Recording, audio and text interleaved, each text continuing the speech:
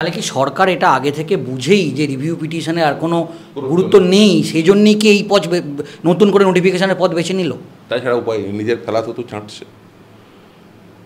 একসময় তো এই সুপ্রিম কোর্টের জাজমেন্টের পরে তো উনি সকলকে ডেকে পাঠিয়েছিলেন নেতাজি এন্ডোরে জনগণের ট্যাক্সের টাকায় এসব মানে ভুল বোঝানোর জন্য। আসলে উনি এটা করেছেন কেন? উনি এটা একটা কারণেই করেছেন, উনি ভালো করে জানেন বাজার থেকে টাকা উঠেছে।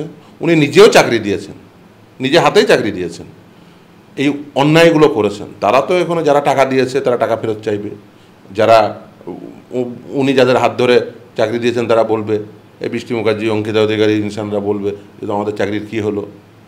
উনি সেই ভয়ে আছেন, সেই জন্য উনি বিষয়টাকে আর একটু প্রলং করে দিতে চান।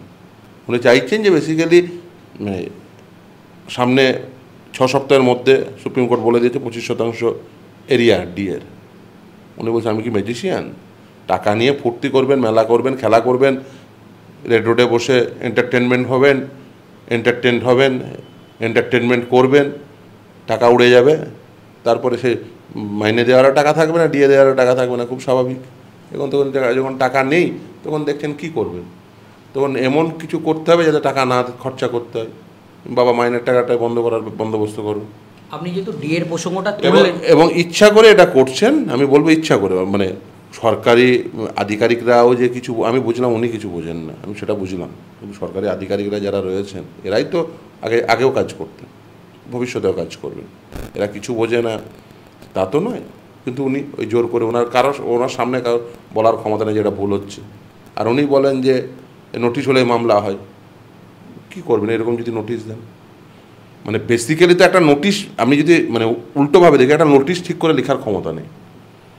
একটা নোটিশ যে ঠিক করে লিখবে এই সরকারের সেই ক্ষমতাটুকু নেই। আইন মেনে একটা নোটিশ লেখার ক্ষমতা নেই, মানে এমন সরকার চালাচ্ছে। একটা নিয়োগ করার ক্ষমতা নেই, নিয়োগ বাতিল হয়ে যাচ্ছে। মানে কি? আমি যদি দুর্নীতি সব প্রশ্ন বাদই দিই, সরকারটা চলছে কিসের জন্য? যার কোনো প্রকার ক্ষমতা, একটা নিয়োগ সঠিক করে করতে পারে না, একটা নোটিশ 4 লাইনের নোটিশ ঠিক করে লিখতে পারে না, কিসের জন্য সরকারে আছে?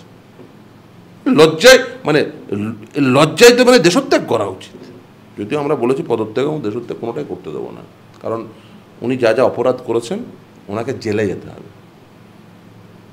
উনি যা যা অপরাধ করেছেন, উনি নিজে চাকরি দিয়েছেন, উনি নিজে অন্যায় করেছেন, উনি অন্যায় করিয়েছেন, সবটা উনি করিয়েছেন, শুধুমাত্র বদান্যতায় এখন জেলের বাইরে রয়েছে। দাদা আপনি ডিএর প্রসঙ্গটা তুললেন, ইতিমধ্যেই সোশ্যাল মিডিয়াতে একটা চর্চা চলছে এবং সেটা সোশ্যাল মিডিয়া ইতিমধ্যে ভাইরাল হয়ে গিয়েছে যে ডিএ যে মামলা, সেখানে রাজ্য সরকারকে প্রায় একটা বড় অ্যামাউন্ট দিতে হবে এবং 2016 সালে 28 লক্ষ শুধু পরীক্ষার্থী ছিল, তারা পরীক্ষা দিয়েছিল, এরকম একটা শোনা যাচ্ছে, 31 লক্ষ মতো।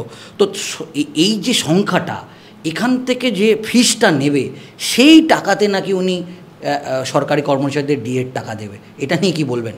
না দেখুন, সরকারি কর্মচারীদের যে 25% এরিয়ার দিয়ে তার পরিমাণ অনেক বেশি, প্রায় 10,000 কোটি টাকা। সেটা তো আর মানে এইখান থেকে উঠে যাবে তা তো নয়। দেখুন, এটা বলতে পারেন যে হ্যাঁ একটা ভালো টাকা অ্যামাউন্ট এই ফর্ম বিক্রি করে তুলবে, সেটা অন্য প্রশ্ন। কিন্তু ডিএ যেটা দিতে হবে সেটা টাকাটা অনেক বেশি, এবং উনি সেই জন্যই তো বলে রেখে দেয় আমি কি আর ম্যাজিশিয়ান। দেখুন 6 সপ্তাহ তো আর বেশি দিন নেই, মিটে গেলে আমরাও জানি কি আইনি পদক্ষেপ নিতে হয়, শুধুমাত্র সময়ের অপেক্ষা। আমরা অলরেডি অর্ডার কমিউনিকেশন করেছি, অর্ডার মোতাবেক কাজ না হলে আপনারা ভালো করেই জানেন আদালত অবমাননা হবে, সেক্ষেত্রে জেল জরিমানা খুব স্বাভাবিক। আদালত অবমাননার তো কোনো জায়গা তাদের করতে দেওয়া যায় না। এবং এই ক্ষেত্রে এসএসসির ক্ষেত্রেও তারা আবারও এই বারবার আদালতকে বৃদ্ধাঙ্গুষ্ঠ দেখানো, মানে কি করে আমি লোকজনকে ঠকাবো, তঞ্চকতা করবো, তার পথ উনি সবসময় খুঁজে বেড়ান। এই ছেলে মেয়েদের এই সমস্ত কথা বলে ছেলে মেয়েদের অ্যাকচুয়ালি উনি অগ্নিকুণ্ডে ফেলে দিচ্ছেন।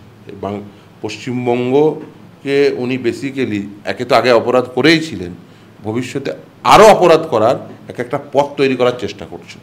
সাংঘাতিক। পশ্চিমবঙ্গের আপামর জনগণের উচিত ইমিডিয়েট এর বিরুদ্ধে আওয়াজ তোলা। দেখুন, আমাদের দেশে রাইট টু রিকল নেই, কিন্তু তার অর্থ এই নয় সরকার যা ইচ্ছা তাই করবে। আপনারা জনগণই পারেন, সেই সাংবিধানিক অধিকার জনগণকে দেওয়া রয়েছে সমবেত হয়ে প্রোটেস্ট করা, ইমিডিয়েট উচিত।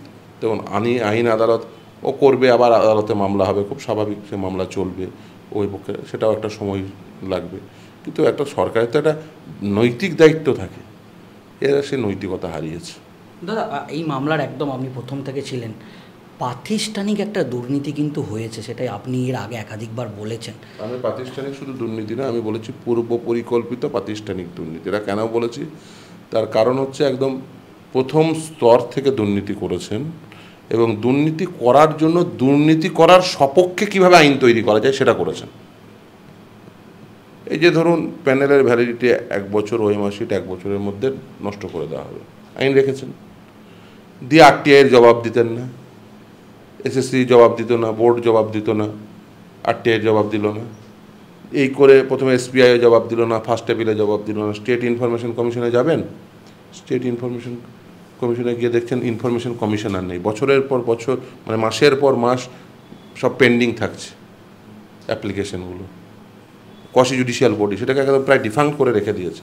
ওই মানে খুব, মানে একটা অ্যাপ্লিকেশন করার পরে কবে ডেট পাবে তার কোনো ঠিক থাকে না, ফলে সেরকম করে রেখে দিয়েছেন। 1 বছর পেরিয়ে যাচ্ছে, আদালতে তারপরে যখন ইনফরমেশনটা পেয়ে মামলা করতে আসছেন তখন বলছে যে প্যানেল এক্সপায়ার্ড হয়ে গেছে, ওএমআর শিট নেই, কারণ 1 বছরের ওএমআর শিটে রাখার নিয়ম দিয়ে সেই পদ দিয়ে বাঁচার চেষ্টা করেছেন। এক্স্যাক্টলি এখানেও তাই করেছেন। এখানে এসে একই আর্গুমেন্ট দিয়েছেন। রাজ্য সরকার 1 বছরের মধ্যে, মানে 1 বছরে ওএমআর ধ্বংস করার নিয়ম রেখে দিচ্ছে, আর 1 বছরের মধ্যে আরটিআই করে জবাব পাচ্ছেন না। মানে আইনকে ব্যবহার করে, আমার হাতে আইন তৈরির ক্ষমতা রয়েছে বলে আইন এমনভাবে আইন তৈরি করো যাতে দুর্নীতির পথ প্রশস্ত হয়, যাতে যারা দুর্নীতি করতে চায় তারা দুর্নীতি করতে পারে। সেটা করছেন। এবার তারপরেও আমরা তখন আদালতকে বোঝাতে হচ্ছে আমাদের যে কেন এটা সাধারণ কন্ডিশন না, অ্যাবনর্মাল একটা সিচুয়েশন। কেউ যদি ক্ষমতায় বসে কেউ যদি এই ধরনের প্রগলভতা দেখাতে চায়, কেউ যদি এই ধরনের মানে মানসিকতা দেখাতে চায় যে জনগণের সাথে তঞ্চকতা করবো, জনগণকে ঠকাবো, আমি আইন তৈরি করে, কারণ আইন তৈরি করার ক্ষমতা আমার হাতে, আইনে এমন প্রভিশন রেখে দেবো যাতে জনগণ ঠকে, সাধারণ ছেলেমেয়ে তাদের ঠকানোর বন্দোবস্ত করে। এবার কে ভাববে বলুন তো, যেটা যখন মানে একটা রুল তৈরি হচ্ছে, কে এসে মামলা করতে যাবে বলুন তো, যে রুলের ওই প্রভিশন চ্যালেঞ্জ করা উচিত। না হলে বেসিক্যালি পরবর্তীতে চ্যালেঞ্জ করতে গেলে তখন বলবে ওই নোটিফিকেশন মেনেই তুমি তোর পরীক্ষায় বসেছো, তাহলে এখন সাবসিকুয়েন্টলি আনসাকসেসফুল হয়ে কেন চ্যালেঞ্জ করতে আসছো? আইনের সাধারণ প্রভিশন অনুযায়ী ম্যাটার ডিসমিসড হবে। প্যানেল এক্সপায়ার হয়ে গেছে, অতএব তুমি এটা ডিসমিস করে দাও।